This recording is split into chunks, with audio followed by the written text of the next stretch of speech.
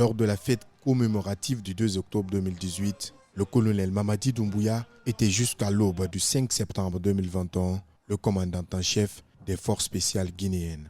Une unité spéciale créée pour contrecarrer les attaques terroristes. Une des fiertés du président d'alors, Alpha Condé.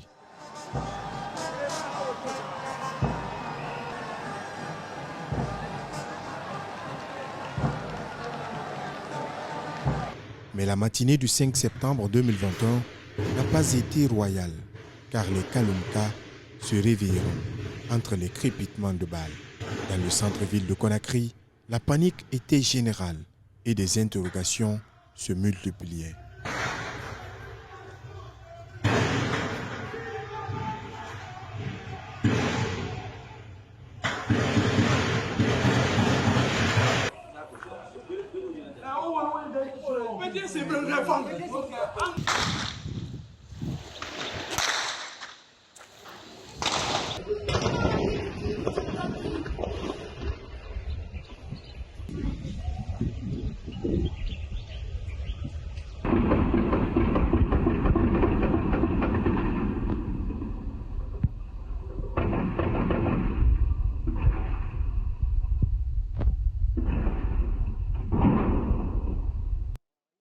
Après de longues heures, les choses se dessinaient peu à peu. D'abord, un premier communiqué du nouvel homme fort de la Guinée se propage sur les réseaux sociaux.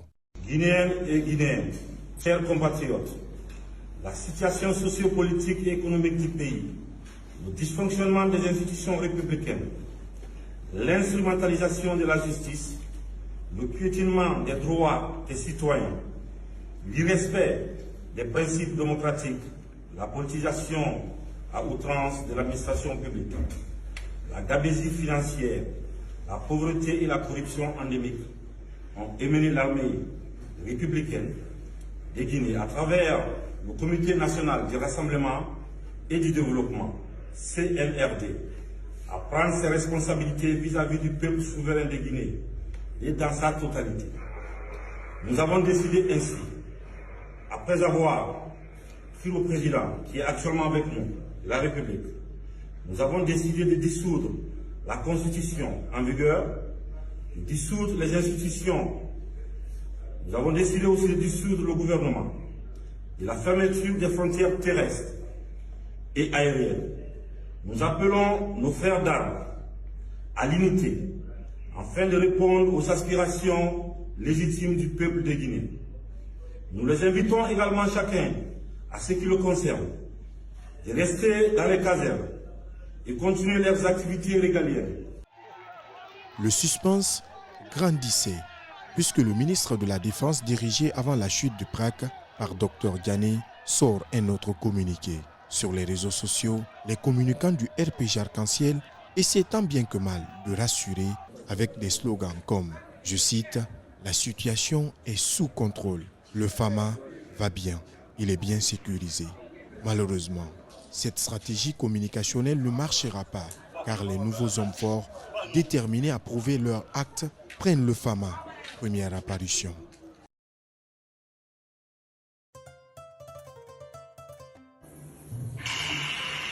Vous m'expliquez? Oui.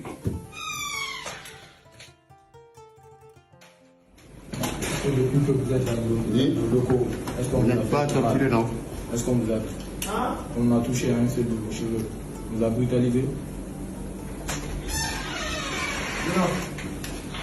Silence.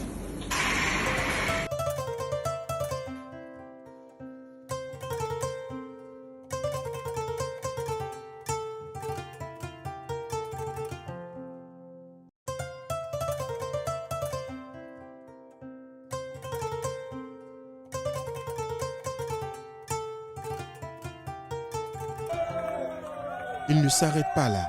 Leur voilà partis pour une balade en haute banlieue de Conakry, fief de l'ancienne opposition au régime Condé. Attention, des images qui suivent peuvent être insoutenables.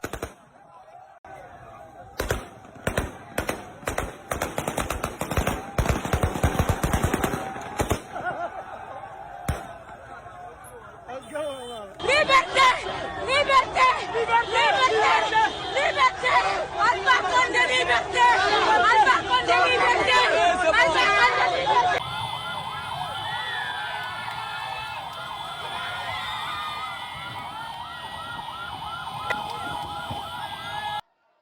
c'est la fin du film. Plus de suspense. Le Fama a été délogé. La Guinée enregistre un nouveau coup d'État militaire très particulier. Sur des chaînes de télé, la nouvelle se retrouve dans toutes les grandes éditions d'information. Des tirs soutenus, des militaires déployés. Qu'est-il en train de se passer dans la capitale guinéenne ? Ce lundi, la Guinée s'est réveillée dans la confusion. La veille, des scènes de liesse ont eu lieu. Des scènes de liesse dans ce quartier de Conakry, fief de l'opposition guinéenne. À l'annonce de l'arrestation du président Alpha Condé par des militaires.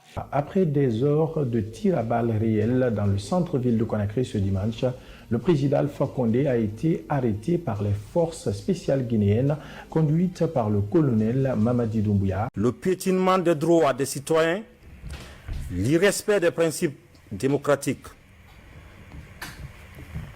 la politisation à outrance de l'administration publique, la gabegie financière, la pauvreté et la corruption endémique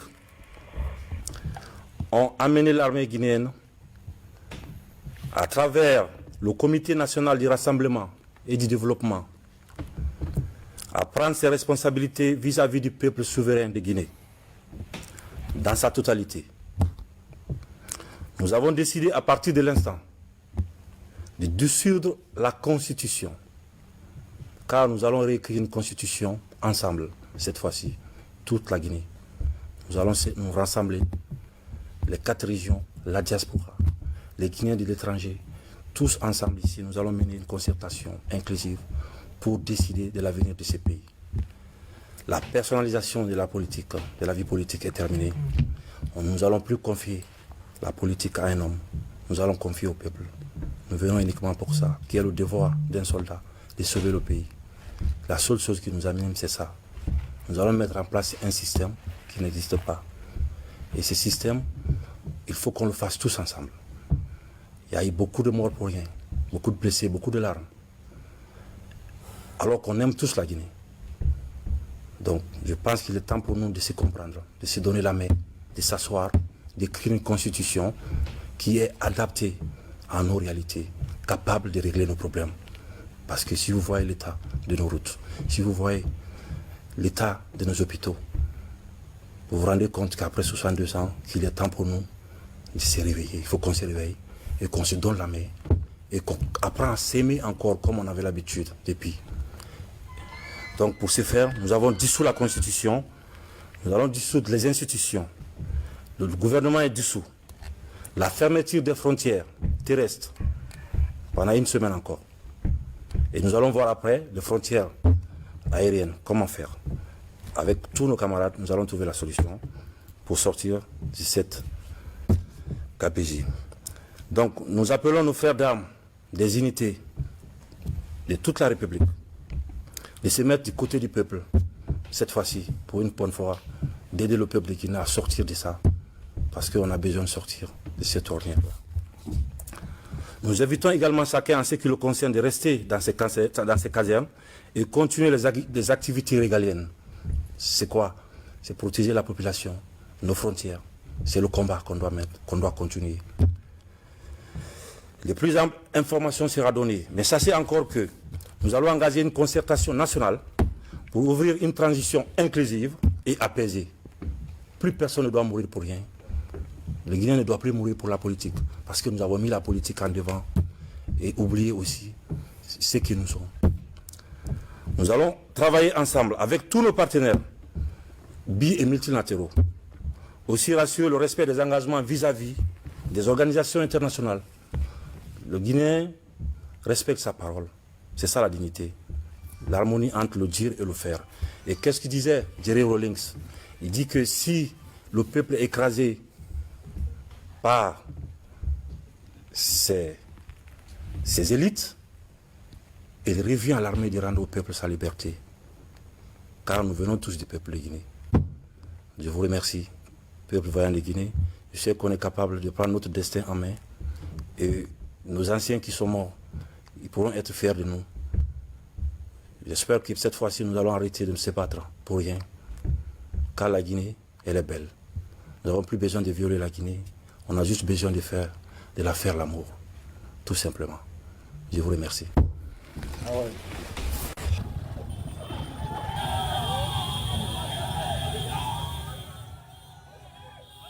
Faire l'amour à la Guinée est la dernière phrase d'un discours plein d'engagement qui mettra fin au régime Condé. La junte, dirigée par le colonel Mamadi Doumbouya, ne perdra pas de temps. Après la dissolution du gouvernement et de toutes les institutions républicaines, déterminées à refonder l'État, le CNRD convoque aussitôt des anciens dignitaires. Communiqué numéro 2, Comité national du rassemblement et du développement, CNRD. Suite au communiqué relatif à la suspension de la Constitution des institutions de la République, le CNRD confirme la dissolution du gouvernement et de l'Assemblée nationale. À compter de ce jour, les secrétaires généraux de tous les départements ministériels assureront la continuité des charges courantes. Les gouverneurs de région sont remplacés par les commandants de région. Les préfets et sous-préfets aussi par le commandant d'unité de la plus grande localité. Les ministres sortants et les anciens présidents des institutions sont conviés à une rencontre demain à 11h au Palais du Peuple. Tout refus de se présenter sera considéré comme une rébellion contre le CNRD. Plusieurs formations politiques et acteurs socio-économiques prennent acte du coup d'État. La fin du régime Condé dégage de la tristesse et du mépris. Et la CEDEAO, à son tour, procède à des séries de sanctions contre les putschistes. À la fin de cette phase transitoire, nous poserons ensemble, bien sûr, les bases d'une nouvelle ère en matière de gouvernance, bien sûr, de sécurité et de développement économique. Nous voulons rassurer tout le monde, ici présent, qu'il n'y aura aucun esprit de haine, ni de vengeance. Il faut dire qu'il n'y aura pas de sas aux sorcières. Mais la justice sera la boussole qui orientera chaque citoyen guinéen. Comme il a été dit dans le deuxième communiqué, les secrétaires généraux de nos différents départements assureront la continuité du service jusqu'à la mise en place du prochain gouvernement. Je vais tout de même vous informer qu'un déplacement hors de nos frontières ne sera pas autorisé par la transition. Tous vos documents de voyage et vos véhicules de fonction doivent être remis au secrétariat de vos anciens départements. Une concertation globale sera ouverte pour décrire les grandes lignes de la transition. Ensuite, un gouvernement d'union nationale sera mis en place pour conduire la transition. Le Comité national pour le rassemblement et le développement s'est sur chacun. Le comité entend rassurer les partenaires économiques et financiers de la poursuite normale des activités dans nos pays. Il est demandé aux compagnies minières de poursuivre leurs activités. À cet effet, les frontières maritimes restent ouvertes pour les activités d'exportation de produits miniers. Le couvre-feu dans les zones minières est levé pour assurer la continuité de la production. Le comité assure les partenaires qu'il respectera toutes ses obligations liées aux conventions minières et rappelle son engagement à favoriser les investissements étrangers dans le pays. Que Dieu bénisse la Guinée. Je vous remercie.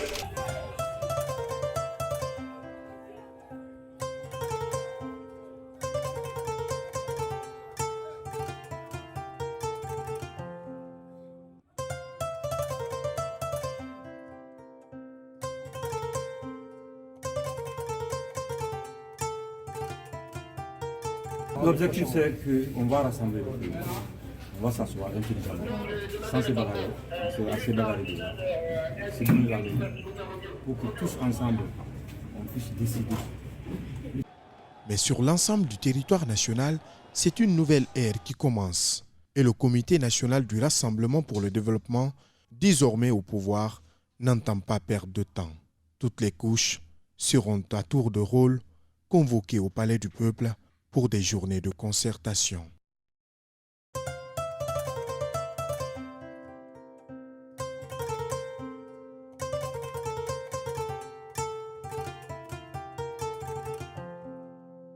Quelques jours plus tard, des centaines de prisonniers politiques sont libérés.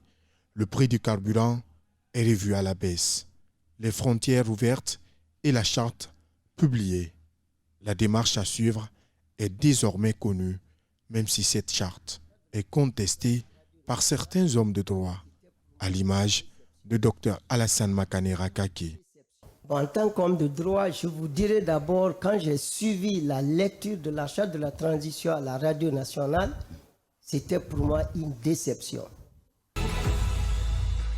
J'ai l'impression qu'on est en train de répéter les mêmes erreurs. Et quand on va essayer de regarder quelques éléments, parce qu'on ne peut pas tout débattre aujourd'hui, mais les parties fondamentales, oui, vous aurez peut-être la même inquiétude que moi. Alors, docteur, à votre avis, en tant que juriste, qu'est-ce que vous reprochez d'abord sur la forme qui a été présentée avant le fond? D'abord, sur la forme. Si vous remarquez bien, l'acte dit nous, forces de défense et de sécurité, adoptons et adopte. Je prends les mots, mot par mot, c'est eux qui ont adopté et approuvé la charte. Cela signifie qu'on a exclu les autres acteurs du processus électoral. Cette forme de charte s'appelle charte octroyée. C'est-à-dire, ce sont les forces de défense et de sécurité qui organisent leur propre pouvoir et limitent leur propre pouvoir. Le colonel Mamadi Doumbouya, malgré ses critiques, poursuit son petit bout de chemin. Il tient des discours de réconciliation et se recueille successivement sur les tombes de feu Ahmed Sékou Touré et de feu général Lansana Conté, tous anciens présidents guinéens. Au cimetière de Bambeto, où reposent des jeunes tués au cours des manifestations de l'opposition. Le 28 septembre 2021, il se rend également au stade du même nom, où en 2008, des milliers de Guinéens sont tombés lors d'une marche appelée par des partis politiques. Le colonel gagne des cœurs. À la date historique du 28 septembre 2010, nous avons pensé venir nous recueillir à ce lieu très mythique pour la Guinée, qui porte le nom du 28 septembre, pour prier à la mémoire de tous les Guinéens, que Dieu ait pitié de leur âme, que Dieu protège la Guinée et que Dieu fasse que les Guinéens se donnent la main pour un développement harmonieux de la Guinée. Donc ce sont ces mots de remerciement, de reconnaissance de M. le Président que je tiens à apporter à son nom personnel. C'est un exercice quand même très très difficile. J'étais là-haut, à côté des leaders, à côté des cabines. C'est Dieu qui m'a sorti d'ici. J'ai vu des corps, j'ai vu des victimes, j'ai vu des blessés, j'ai vu des poignardés. J'étais accompagnée d'une dame, j'étais avec ma soeur, c'est sa photo. Et il y avait une femme inconnue qui était avec moi qui luttait. On luttait pour sortir. C'est là qu'elle a reçu un coup de couteau au ventre.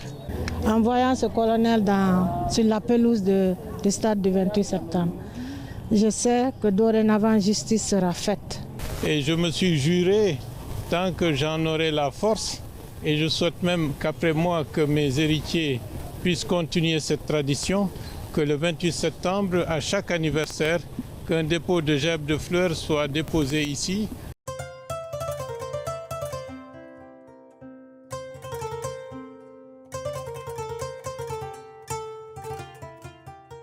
Le colonel Mamadi Doumbouya est applaudi par des milliers de Guinéens. On est très content aujourd'hui, il n'y a pas eu coup d'État en Guinée. Il y a eu libération de la population en Guinée. Quiconque dit qu'il y a coup d'État en Guinée, ce n'est pas vrai. Le régime d'Alpha Condé, ce n'est pas bon pour la Guinée. Il nous a divisés pour régner. Maintenant, les militaires ont venu au secours et pour faire comprendre tous les Guinéens. Pour bien mener la transition, le chef de la junte légitime son pouvoir, comme inscrit dans la charte en son article 47, et rassure dans l'article 46 de la même charte qui encadre juridiquement le pays en attendant les prochaines élections. Le 1er octobre 2021, il prête serment et devient officiellement le président de la République, chef de l'État, chef suprême des armées. Moi, Mamadi Doumbouya, président de la transition, je jure devant le peuple de Guinée de préserver en toute loyauté la souveraineté nationale, de respecter et de faire respecter les dispositions de la charte de la transition. Dans la même nuit, il s'adresse à la nation à l'occasion de la fête commémorative de l'indépendance guinéenne. Un discours dans lequel il évoque les réformes essentielles de la transition. Guinéennes, Guinéens, chers compatriotes, voyant peuple épris de liberté, de démocratie, de paix et de justice, c'est pour moi un grand honneur et un réel privilège de m'adresser à vous à cette occasion solennelle commémorant le 63e anniversaire de l'indépendance de notre pays. La particularité de cette commémoration cette année est qu'elle s'inscrit dans un contexte de mutation profonde intervenue suite à la prise du pouvoir par les forces de défense et de sécurité. Réunies au sein du Comité national du Rassemblement pour le développement, CNRD. En raison du contexte social, politique, économique et sanitaire de notre pays, la célébration de notre indépendance nationale ne se déroulera pas dans les formes habituelles. En dépit de cela, la présente commémoration est placée sous le signe de l'espérance et du rassemblement. La République n'oublie pas les vaillants soldats de nos armées tombés sur le champ d'honneur en défendant la patrie et les valeurs de liberté qu'elle incarne. Les sacrifices ultimes de nos martyrs, que la Guinée demeure une et indivisible, ne seront jamais vains. La célébration de l'accession de notre pays à la souveraineté nationale m'offre l'occasion de rendre un vibrant hommage aux pionniers de notre indépendance. Guinéennes, Guinéens, chers compatriotes, pour relever les différents défis de la nation, le CNRD, conformément à sa vocation d'inclure toutes les composantes de la nation à la recherche de solutions communes, a tenu à organiser des journées nationales de concertation. Ce gouvernement aura pour mission l'exécution de cet ambitieux programme dans un esprit de collégialité, d'impartialité, d'exemplarité et de redevabilité. J'y veillerai tout particulièrement. Guinéennes, Guinéens, chers compatriotes, l'idéal du vivre ensemble que nous ambitionnons ne peut être possible que lorsqu'il revêt un caractère participatif et inclusif. En d'autres termes, nous devrons dans cette démarche prendre en compte toutes les composantes de notre nation dans leur diversité, indépendamment de toute considération subjective. Les institutions de la transition devront s'engager dans cette dynamique si nous voulons atteindre les objectifs que nous nous sommes fixés, dans l'intérêt supérieur de notre nation. Le défi est énorme, mais unis, nous y arriverons. Le CNRD rassure la communauté nationale et internationale qu'il ne confisquera jamais le pouvoir. Les membres du CNRD, du gouvernement et des autres organes de la transition ne feront pas acte de candidature aux prochaines élections. Les élections se dérouleront de la base au sommet, quartier, commune, législative et présidentielle, conformément à un chronogramme consensuellement établi. Ainsi, le président de la République élu trouvera toutes les institutions démocratiques installées. Ainsi, il pourra s'atteler à répondre aux défis du développement et de l'émergence de la Guinée. Le 2 octobre 2021, Les jeunes prennent d'assaut les rues de Conakry avec le tricolore guinéen pour célébrer l'acquisition de la souveraineté nationale. Et cela ne se passe pas sans Doumbouchou. Je profite de cette journée du 2 octobre pour souhaiter bonne fête à toutes les filles et à tous les fils de ce pays. Notre beau pays a perdu beaucoup de ses enfants, bien sûr valeureux. C'est donc l'occasion pour moi de saluer leur mémoire et implorer le bon Dieu pour qu'il les accepte dans son paradis. Comme nous l'avons déjà dit, cette fête est placée sous le signe de l'espérance et du rassemblement. Notre pays a plus que jamais besoin de ses fils et pour l'union sacrée de toute la population, pour qu'ensemble nous arrivons à construire ce pays. Je vous remercie d'être là. Bonne fête à tout le monde. La fête a été belle, mais le nouveau président de la République a du pain sur la planche. Il le reconnaît. Il doit vite composer son gouvernement. Le 6 octobre 2021, il nomme un premier ministre civil. Et quelques heures après, il renvoie plusieurs officiers à la retraite. Au compte-gouttes, des ministres sont nommés, déjouant ainsi tous les pronostics.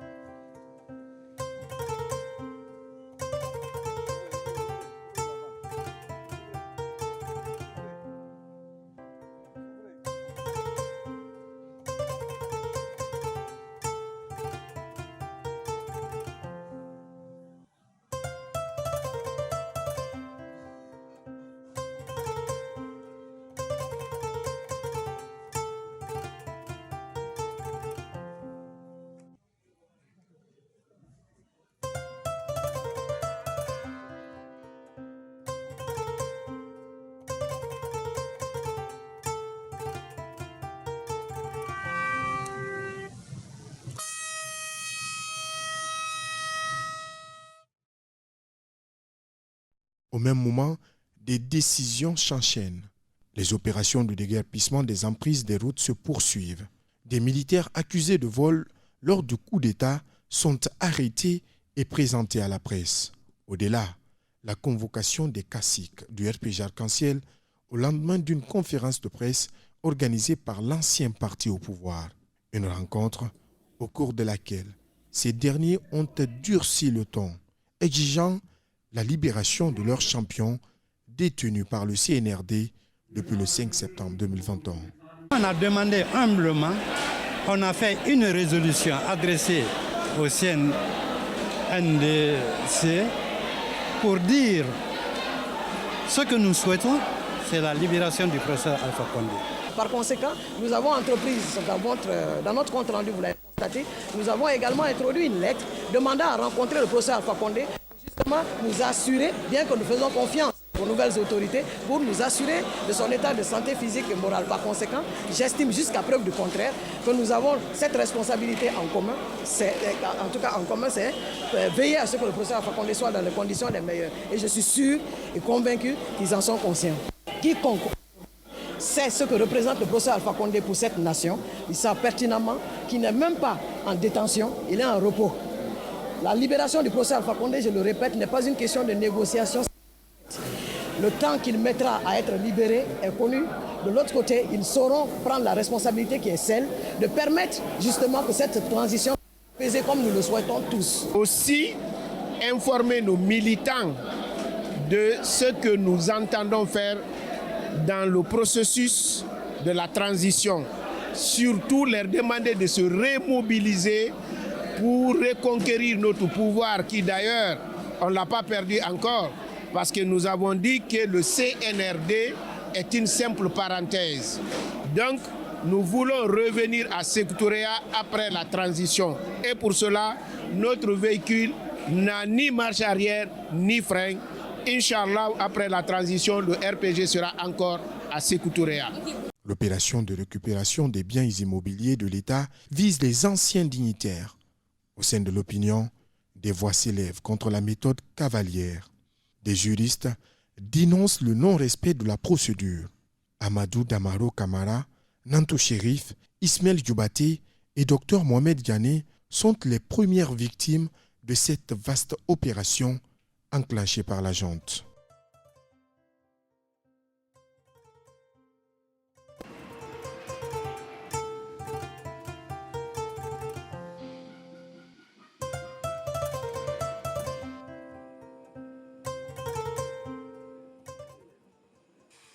Parallèlement, la CEDEAO à son tour maintient et durcit le ton à l'endroit des putschistes guinéens et maliens. Même si les acteurs sociopolitiques fustigent la démarche, pour eux, des actes positifs ont été posés en un temps record. La République de Guinée est un État souverain. On ne peut pas nous imposer le dictat d'une institution qui n'a jamais été là lorsque le peuple de Guinée a eu besoin d'elle. Nous avons l'expérience du passé. En 2010, notre souveraineté a été bafouée par un agenda qui nous a été imposé par la CEDEAO.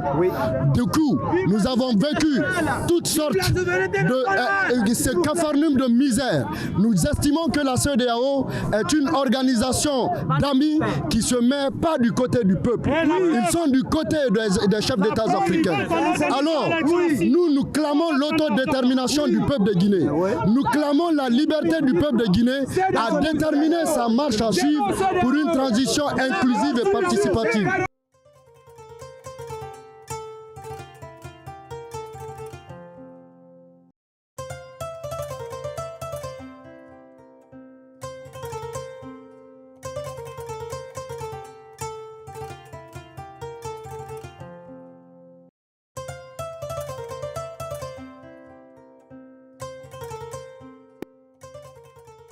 Le président colonel Mamadi Doumbouya maîtrise jusque-là son calendrier avec un gouvernement composé en très grande partie de civils.